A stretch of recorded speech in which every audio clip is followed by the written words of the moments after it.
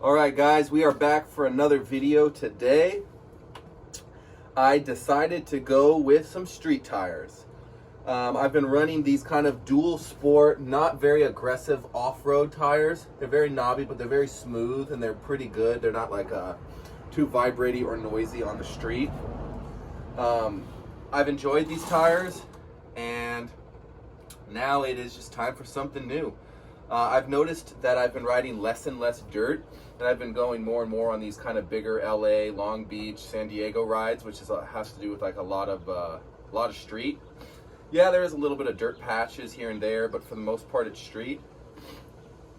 And I know a couple of guys who have Surons, and they're all running street tires, and they love it. They enjoy it. It's smoother, it corners better, and some even say it gets better gas. I don't know how true that is, or not gas, but you know what I mean. You get more mileage out of your battery.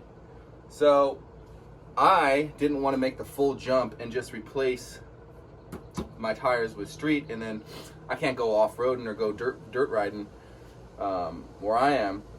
There's a lot of mountain bike trails, a lot of horse trails, and I have these huge lights. So me and my brother and a couple other guys, we all have lights. We go on night rides, so we don't have to worry about running into a horse or running into a mountain bike, because we got these huge spotlights, and we go and hit all these trails at night, and it's a blast.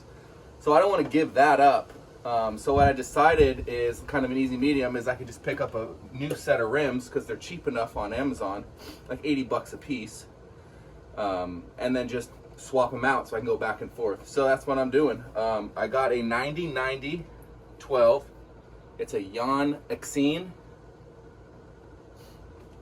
for the front, and for the rear I got a 3.5 by 10 MMG tire. Now, because I put the Zoom brakes on and I wanted bigger brake discs, and I upgraded these, I obviously have to do the exact same thing for my new set. So I'll put a link in the description for the tires for these, and then also for the inner tubes, because I noticed you don't have to put a bigger inner tube, because the inner tubes, they're rubber and they'll stretch out. But I have noticed on mine and other people's that if you do that, the likelihood for you to get a pinch or a thorn or something that might not pop a regular tire would pop it, because it's so stretched out and it's so thin.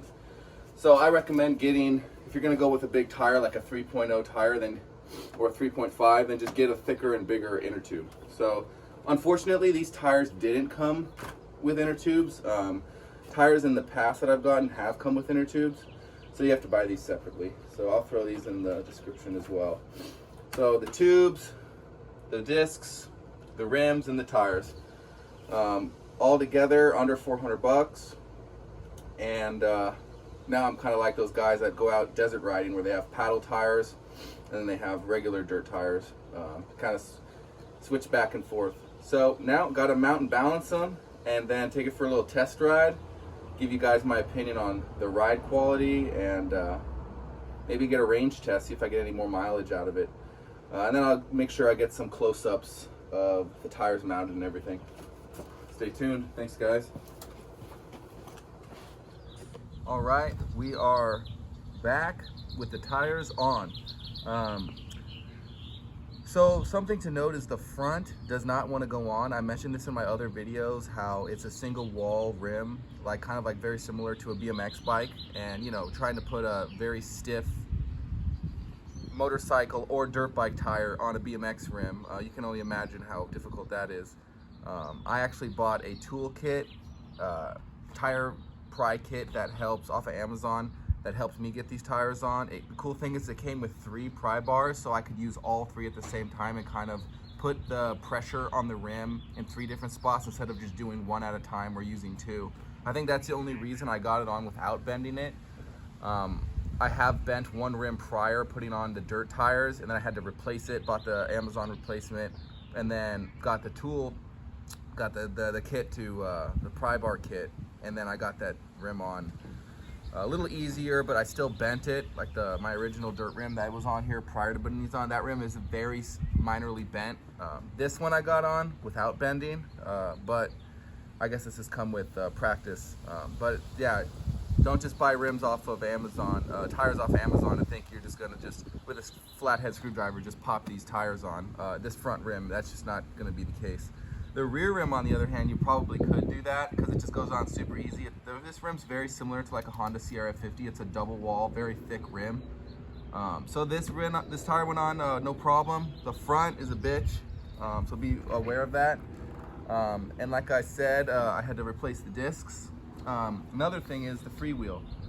You want to replace this Freewheel with a heavy duty one. It's a 16-tooth BMX bike Freewheel. A lot of guys have these strip out, and then they post videos on YouTube and on Facebook like, hey, what's going on with my it just keeps spinning and spinning.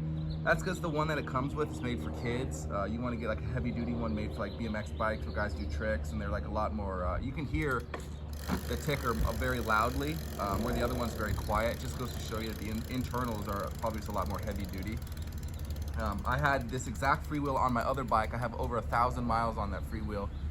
I just recently replaced it just in case, because I don't want it going out, but I had 1,000 miles on my last Freewheel, this exact brand, and it hasn't given me any problems. And I think it's 35 or 40 bucks. I know a lot of guys online I've seen have replaced it with one that's like $80. And they're like, this is the only one that'll handle the power. But this one's been great for me. And I'd highly recommend replacing that if you're modding and putting more power on these little stock razor wheels. Obviously, ultimately, I do want to just replace the rims with like pit bike rims that are double wall, very thick, something you'd see like on a SSR or like a a Honda 50 or something. But for now, these are good. They're cheap enough to be able to buy a set and wrap them with street tires. And whereas if you think about it, 80 bucks for the rims, $50 for the tires.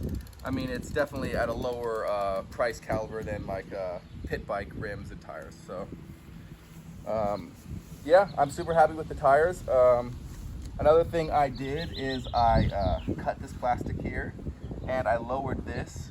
I'm super happy with that. It looks a lot more street. And then I also trimmed my front fender, which I was talking about in one of my previous videos, and then angled this down a little bit. So this looks a little bit less dirt bike. It looks a little bit more street. And then I think this kind of looks a little bit more street with like a street bike, how they have a rear one really close to the tire. It was up here prior. And then opening this up, I think just kind of shows off my rear swing arm a little bit more, because with this hanging down, it kind of, this area was filled with plastic and now it's a little bit more open. So yeah, give me your guys' opinion on the tires and on the plastics.